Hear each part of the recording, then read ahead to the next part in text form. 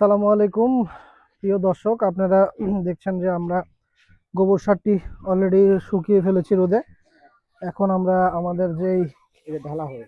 আহ, ধানের যে খোসা খোসাটা আছে এটা আমরা এখন বিছাই দিব চারপাশে। এর সাথে মিক্স করে দেওয়ার জন্য আমরা এটাকে ভালো করে দিয়ে দিব। গোবর সারের মধ্যে আমরা আগে ধানের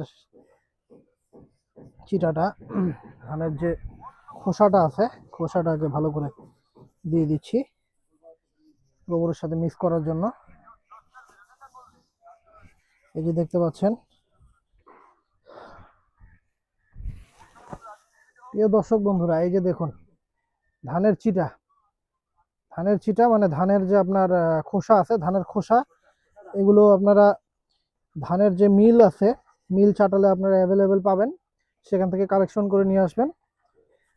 আমরা এখানে এখন মোটামুটি 3 বস্তা,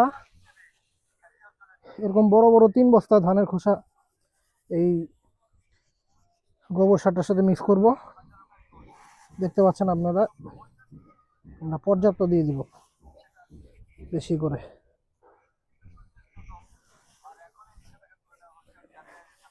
দে বেশি করে দে, ওই সাইডার দে।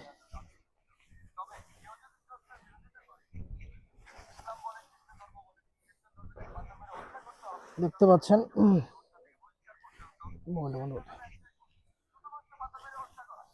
আপনারা দেখতে পাচ্ছেন আমরা সব জায়গায় পর্যাপ্ত ধানের